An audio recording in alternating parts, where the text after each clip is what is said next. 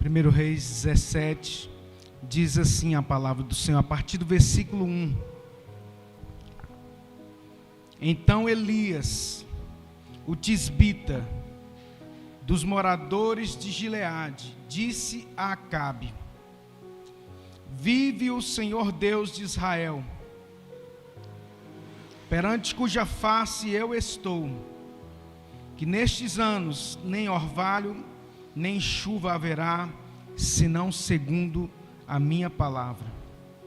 Depois veio a ele a palavra do Senhor, dizendo: Vai-te daqui, e vira-te para o oriente, e esconde-te junto ao ribeiro de Querite, que está diante do Jordão. E há de ser que beberás do ribeiro, e eu tenho ordenado aos corvos que ali te sustentem. Foi, pois, e fez conforme a palavra do Senhor, porque foi e habitou junto ao ribeiro de Querite, que está diante do Jordão. E os corvos lhe traziam pão e carne pela manhã, como também pão e carne à noite, e bebia do ribeiro.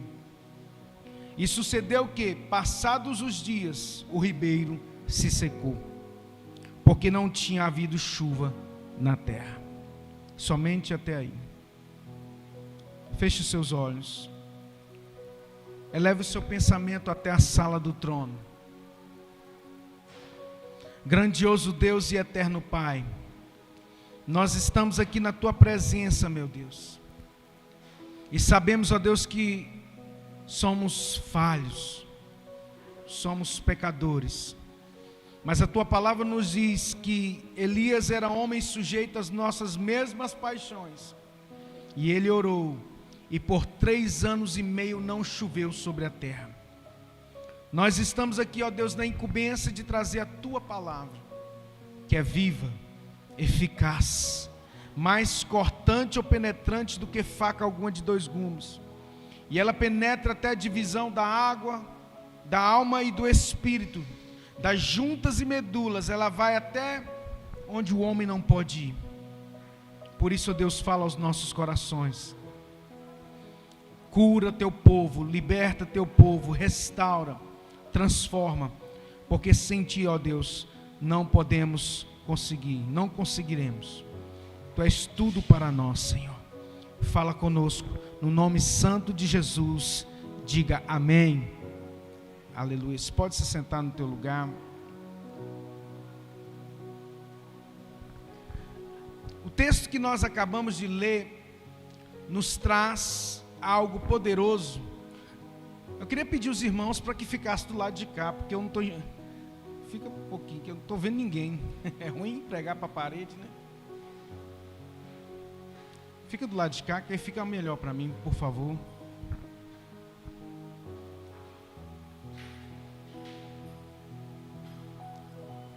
Obrigado, gente.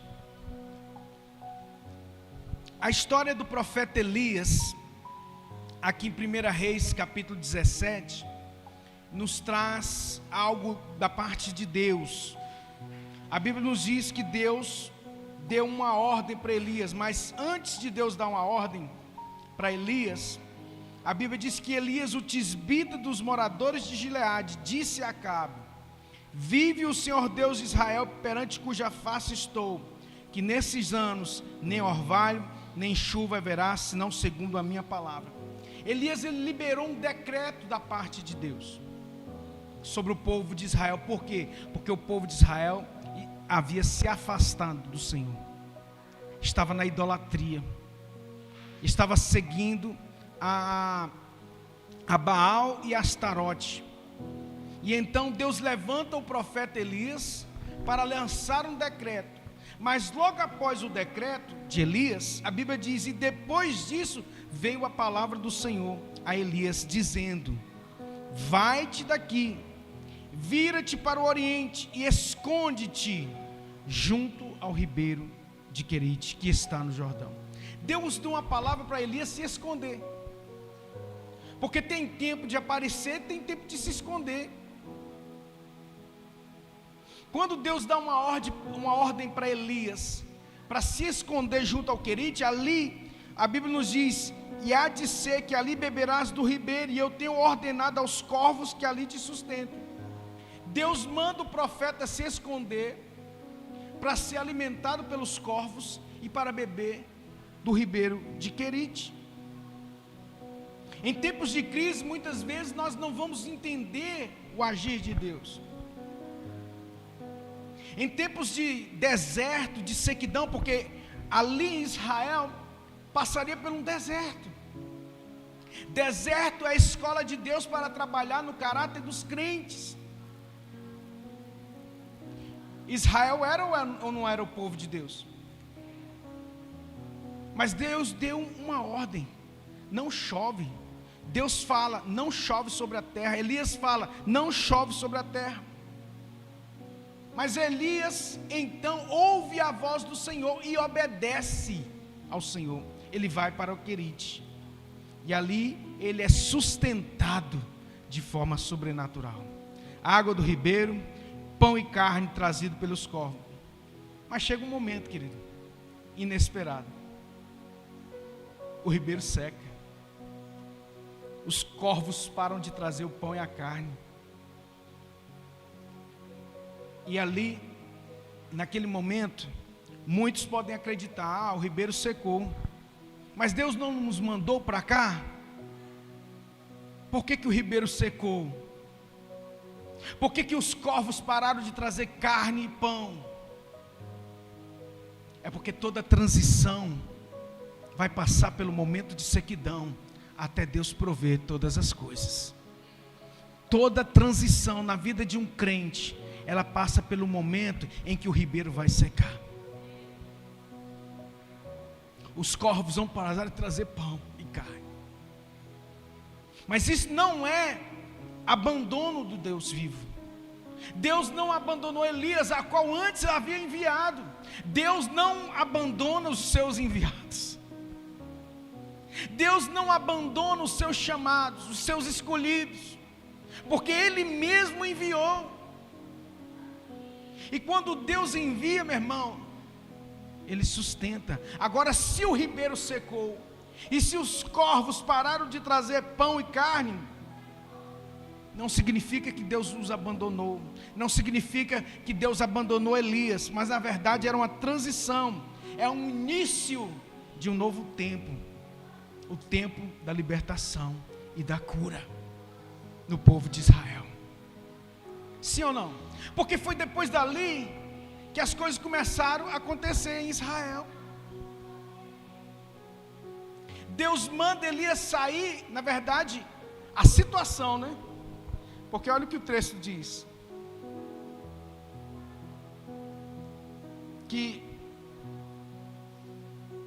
versículo 5: e foi, pois fez conforme a palavra do Senhor, habitou junto ao ribeiro de Querite, fez tudo conforme Deus mandou. Às vezes você está fazendo tudo conforme Deus mandou, conforme o chamado, mas existem situações que aparecem na nossa vida, como o ribeiro secou na vida de Elias. Por quê? Porque é um momento de transição, é um momento de passagem.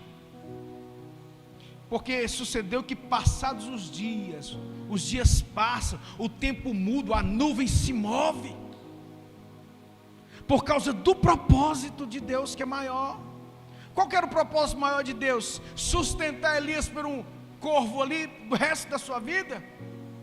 Não.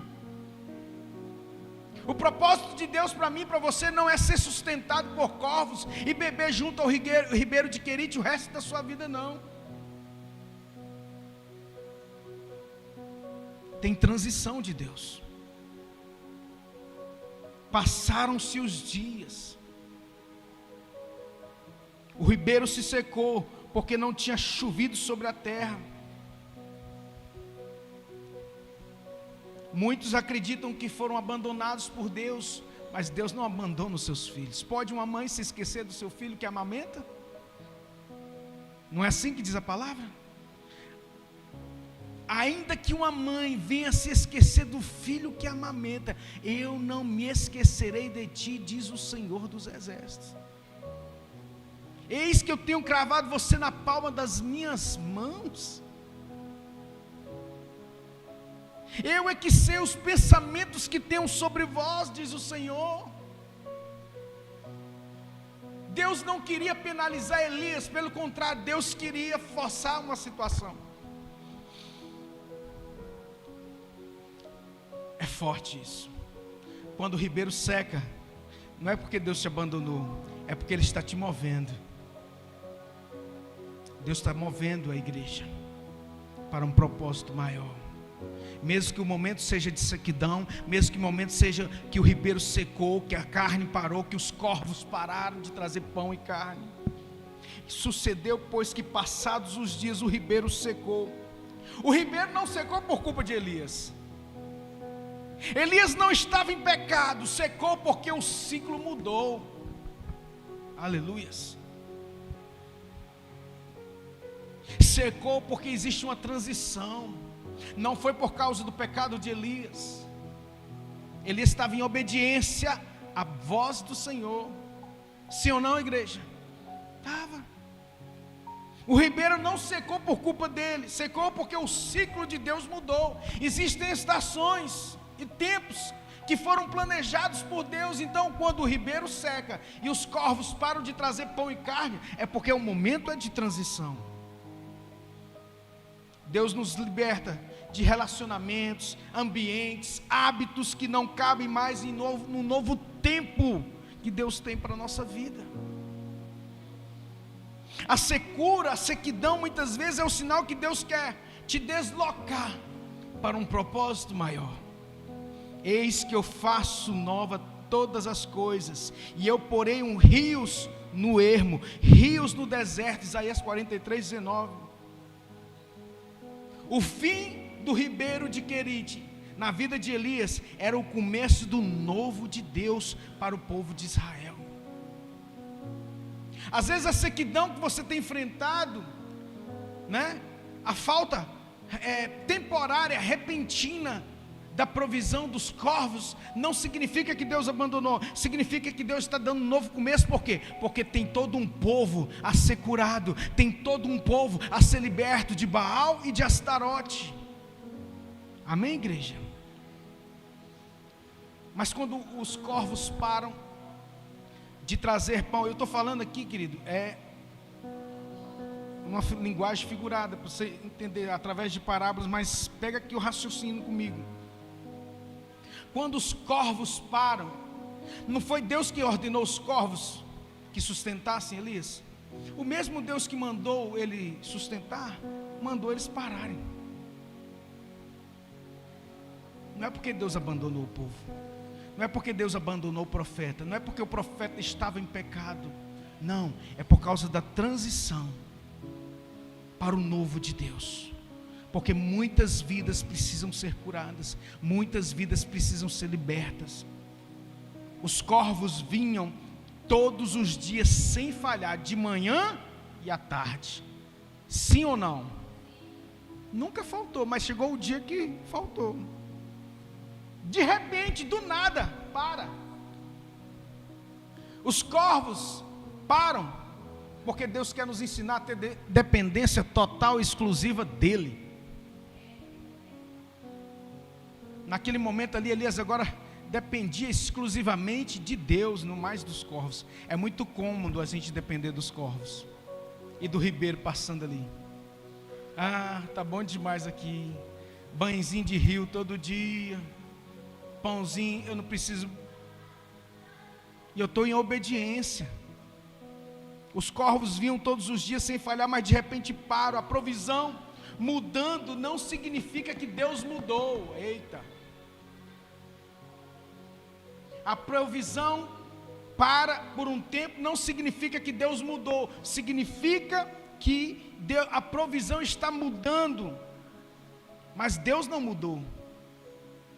A provisão vai continuar vindo, não da forma como a gente quer, que é os corvos, que é o ribeiro, mas do jeito que Ele quer. Às vezes a gente está agarrado tanto com uma coisa, achando que é de Deus, que é de Deus, que é de Deus, mas agora o ribeiro secou. É preciso ter olhos abertos, espirituais, para compreender que Deus é que supre as nossas necessidades, são os corvos, não são pessoas. Deus usa pessoas, Deus usa os corvos, Deus usa quem Ele quiser, Deus usa o rio, porque Ele é Deus. Filipenses 4,19, o meu Deus, segundo as suas riquezas e glória, suprirá em Cristo Jesus cada uma das nossas necessidades. Deus não queria que Elias colocasse a sua fé nos corvos. Não coloque a sua fé nos corvos, não coloque a sua fé nos seus braços, na sua inteligência, na sua força, no seu trabalho.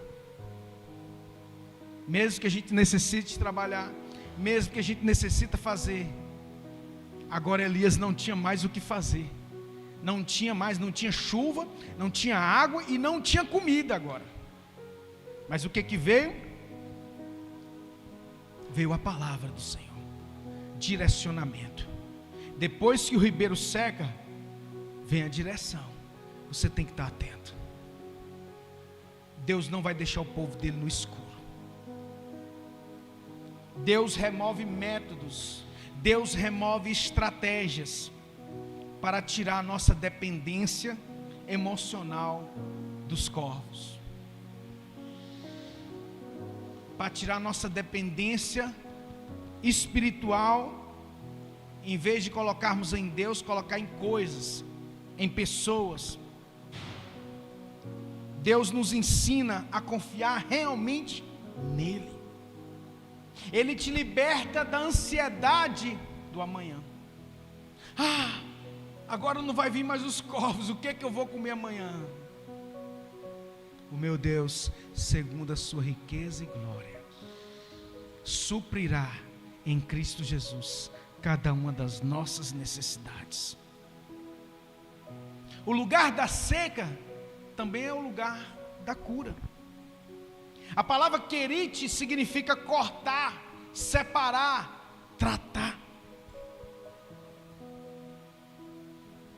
Aquele lugar ali, de repente, antes de Elias enfrentar os profetas de Baal, Elias precisava ser curado e preparado para depender única e exclusivamente do Deus vivo, não de um método, não de corvos ou do ribeiro, mas que Ele seja a fonte. Aleluia. A Bíblia diz no Salmo 147, versículo 3: Ele sara os quebrantados de coração. A sequidão nos leva a nos aquebrantar diante de Deus, a buscar socorro, quando buscamos na fonte real. Quando não queremos fazer com a força do nosso braço, Elias poderia dizer assim: eu vou cavar aqui, vou cavar, porque o ribeiro secou, eu preciso me virar. Às vezes Deus não quer que você se vire, Deus só quer que você obedeça. Deus só quer que a gente obedeça. Em Querite, Deus tratou com a solidão de Elias. Elias estava só. Quantas vezes a gente se sente só? Eu falo como pastor, a caminhada é solitária muitas vezes. E em Querite, Deus ali cura, trata com Elias, com a solidão dele, para ele aprender a não ser solitário, mesmo estando sozinho, a ele andar com Jesus, autor e consumador da sua fé. Seus medos, Deus tratou nos medos de Elias, na sua identidade e na sua missão. Quando Deus nos isola, não é porque muitas vezes Ele está nos punindo, Ele não está nos punindo, é cirurgia espiritual.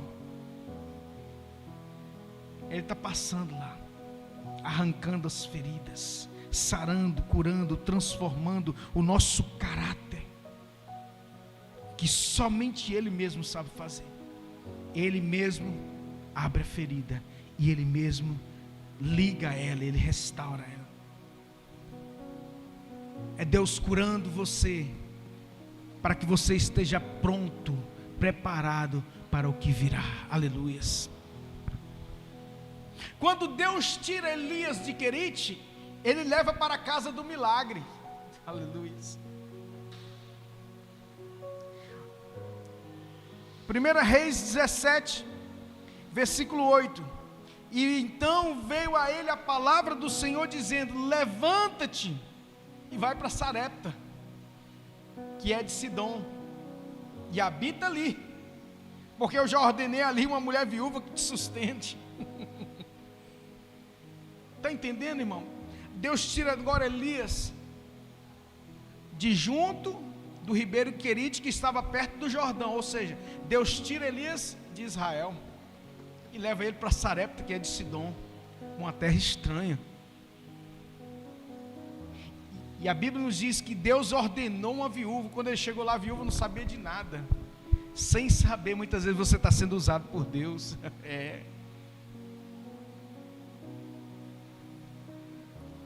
Aleluia. Elias sai dos corvos, sai do ribeiro que secou, para uma casa de milagre, de provisão, de multiplicação. Aleluias. Posso ouvir um amém? Glória a Deus. Levanta-te e vai para Sarepta. Querido, você sabe o que significa Sarepta? Sarepta significa fornalha, lugar de calor. Mas foi lá que Deus liberou sobre a vida, não só de Elias, porque Elias ficou sustentado ali, pela provisão na casa da viúva. Deus vai levantar você para sustentar profeta. Deus vai levantar profeta para liberar a palavra sobre a sua vida, e a multiplicação virá, o azeite e a farinha não vai cessar, e a restauração da vida do filho da viúva. Aleluias. Porque houve cura, houve restauração. Aleluias. Olha só, a Bíblia diz que o menino, filho da viúva de Sarepta, morreu. A casa do milagre aí, ó. E se o profeta não estivesse lá? E se aquele lugar não tivesse virado um ambiente de glória? Então Deus permite muitas vezes o ribeiro secar, os corvos falharem, para que você vá para uma casa e transforme aquele lugar em casa de milagres. A provisão veio. A Bíblia diz no versículo 22: e o Senhor ouviu a voz de Elias, e a alma do menino tornou a entrar nele, e ele reviveu. Aleluias. Louvado seja Deus.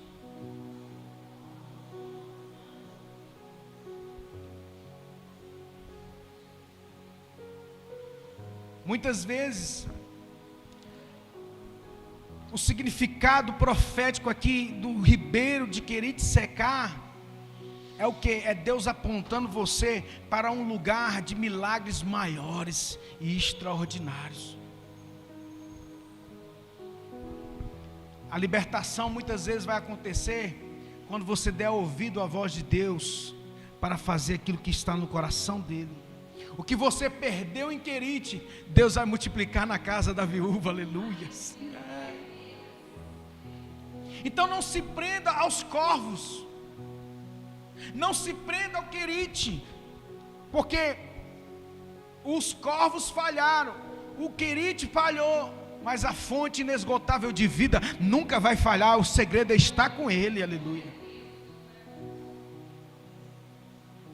Em João capítulo 6, a Bíblia nos diz que uma grande multidão seguia Jesus. Por quê? Porque tinham comido pão e saciado. Então Jesus virou para eles e disse: olha, trabalhai não pela comida que perece, mas pela comida que dá vida eterna. Ou seja, não adianta você só trabalhar por esse pão, porque você vai comer esse pão, vai ter fome, mas quem comer do pão da vida nunca mais terá fome. Aleluia. O que você perdeu em Querite, Deus vai multiplicar em Sarepta. Aleluias. O que secou no passado, Deus renova para o futuro. Aleluias. Porque a obediência libera libertação e cura. Elias não questionou, ele andou. Vai para Sarepta.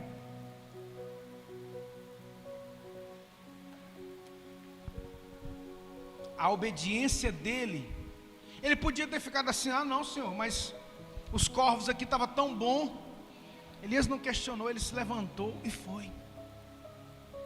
Ele andou, e a obediência dele destravou cura, libertação para ele, para aquela viúva e para o filho da viúva. Isaías capítulo 1:19 diz: se ouvirdes e crerdes, comereis do melhor dessa terra. Posso ouvir um glória a Deus? A cura, a libertação, ela só acontece quando nós caminhamos conforme Deus direciona. Temos que estar atento à voz de Deus. Imagina só, no meio do deserto, 40 anos, a Bíblia diz que os levitas ficavam, a tribo de Levi ficava de olho na nuvem, e quando a nuvem se moveu, então eles desarmavam a barraca, corre atrás da nuvem. Eu fico imaginando o trabalho que dava toda hora ter que se levantar e sair durante 40 anos. Muitas vezes a mudança vai gerar trabalho,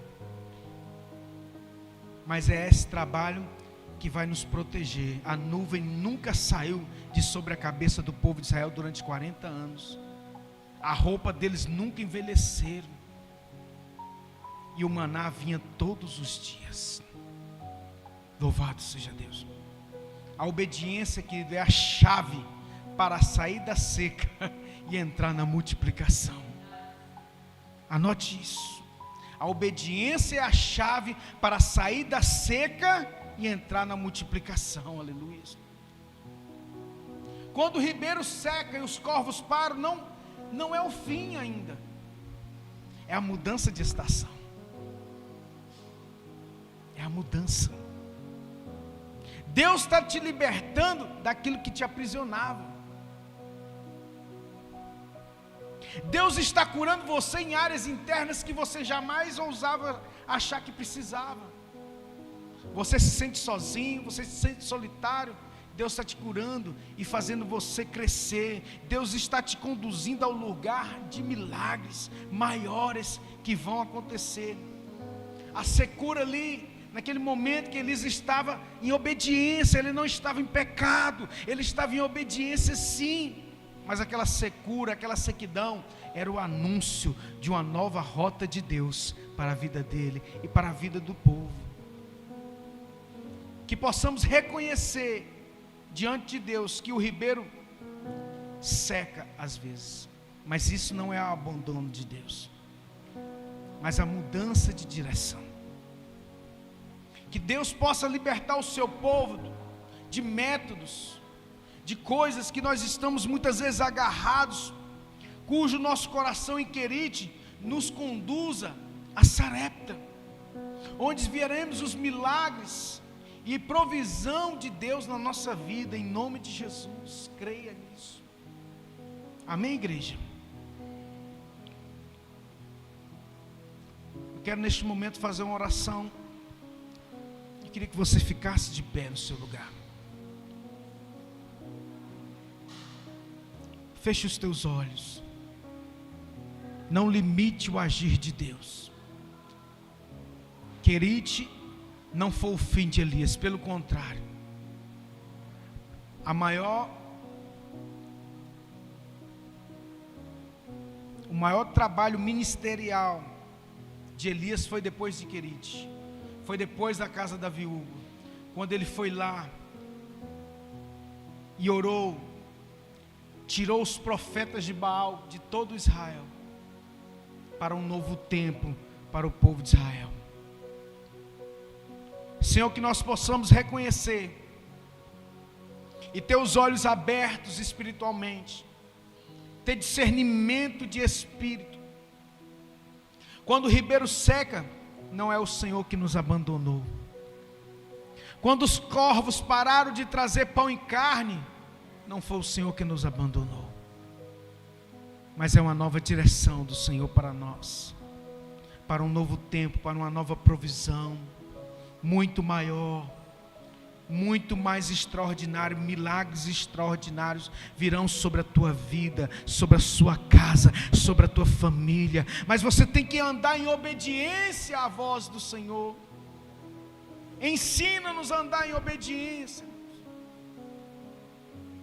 porque obedecer é melhor do que sacrificar. Abre os olhos espirituais do teu povo, Senhor. Tira toda cegueira. Tira-nos, ó Deus, toda dependência de corvos.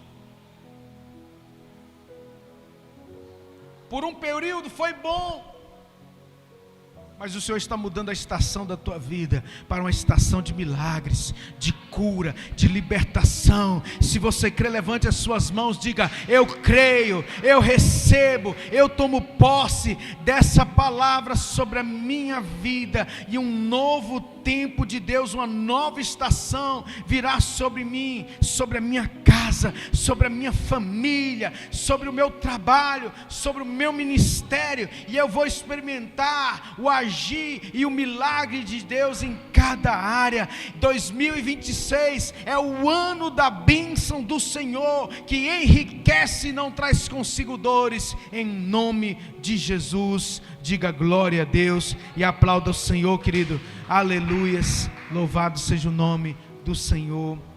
Aleluias, louvado seja Deus.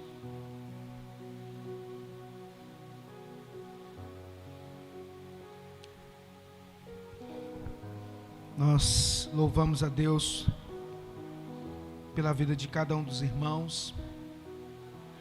Agradeço a sua presença. Continue orando, continue intercedendo. Nós estamos chegando ao término do culto, e também sexta-feira vai ser o nosso último dia de jejum dos nossos 12 dias. E eu de antemão quero dizer para os irmãos que a consagração do nosso propósito de vida para 2026 será no dia 7 de dezembro, domingo. Então nós vamos, o último dia de jejum será agora sexta-feira, vai dar 12 dias, e aí eu vou pular um domingo, né, para os irmãos se organizarem e a gente poder apresentar o sacrifício diante do Senhor no dia 7 de dezembro. Então, se você puder, não falte, marque na sua agenda isso aí, porque é bênção para a sua vida, é bênção para a sua casa, é bênção para o seu trabalho, em nome de Jesus. Amém, igreja? Fique de pé no seu lugar, vamos orar agradecendo a Deus. E você também que trouxe o seu dízimo, sua oferta, sua primícia, o dízimo e oferta para o sustento da obra, para o sustento do ministério. Então você precisa plantar. Isso é uma ordem, uma ordenança do Senhor, para que haja abastança na sua vida, na sua casa. Você não pode parar de plantar, você tem que plantar, porque quem planta, colhe. Oferta, dízimo, isso é obrigação de todo aquele que crente, sustentar a obra do Senhor. Muitas vezes a área da sua vida está travada financeiramente. Por quê? Porque você não tem obedecido à voz do Senhor, que é a palavra de Deus. Dízimo e oferta são princípios bíblicos que Deus estabeleceu, não foi o homem, para o sustento da casa. Uma coisa é certa, a Bíblia diz que Jesus virou para o povo e disse: olha, acaso não havia muitas viúvas lá em Israel? Mas porque Deus mandou Elias para Sarepta? Porque quando ele pediu o bolo, ela não questionou. Ela não questionou. Me dá primeiro pedaço, o que sobrar é seu. Eu ia morrer mesmo, então tá aí. Ela acreditou na palavra do profeta. E Jesus faz menção disso no Novo Testamento. A viúva de Sarepta, que não era crente, que não era judia. Então, se você, crente, não faz, Deus levanta até a viúva de Sarepta, para que a casa do milagre seja lá, muitas vezes fora do arraial. Então, o que eu aprendo com isso? Nós precisamos obedecer à voz do Senhor, aos princípios, Por quê? Porque se nós não obedecermos, Deus vai levantar até pessoas de fora, né? Ele levanta. Então, em nome de Jesus, abra o seu coração, seja uma coluna de sustento na casa do Senhor, seja fiel, e Deus vai te honrar, Deus vai honrar o seu trabalho, Deus vai te colocar por cabeça e não por cauda, é o que a Bíblia diz, em nome de Jesus. Pai, muito obrigado. Obrigado, Deus, pela Igreja Nova Aliança. Obrigado, Deus, por esse ministério. São 16 anos que nós estamos aqui. Na verdade, são quase 17 anos, desde o tempo que o Senhor nos deu a direção, até a fundação, e estamos aqui até hoje, Pai. E sabemos, meu Deus, estamos prontos à Tua voz, ao Teu mandar. Por isso, em nome de Jesus, abençoa os Teus filhos, abençoa, meu Pai, os irmãos que são mantenedores desse ministério. Prospera a vida deles, Pai. Repreende o devorador, o migrador, o gafanhoto, no poder e na autoridade do nome de Jesus. Pai, abençoa os intercessores, cubra a vida deles com Teu sangue. A igreja precisa de pessoas que pagam preço de oração pela igreja, pelo ministério, para que vidas sejam alcançadas. Estamos numa batalha ferrenha nesse bairro aqui, Jesus. 16 anos, as almas escravizadas aí no bairro. Milhares de pessoas, se morrerem hoje aqui desse bairro, vão para o inferno. A igreja precisa de orar. A igreja precisa de intercessores. Pai, em nome de Jesus, levanta, meu Pai, homens e mulheres intercessores neste lugar, para que almas sejam alcançadas, vidas sejam ganhas para o Senhor, em nome de Jesus. Leva-nos em paz para os nossos lares, nos livra dos homens e das mulheres más, dos homens de sangue. Abençoa o Teu povo, abençoa cada irmão e irmã que aqui estão, os que estão nos assistindo em casa, os que vão nos assistir, que a Tua bênção repouse sobre cada vida, em nome de Jesus. Que o amor de Deus, o nosso Pai, que a graça salvadora do nosso Senhor e Salvador Jesus Cristo, e as doces e ricas consolações do Espírito Santo de Deus repouse sobre cada vida, em nome de Jesus. Diga amém.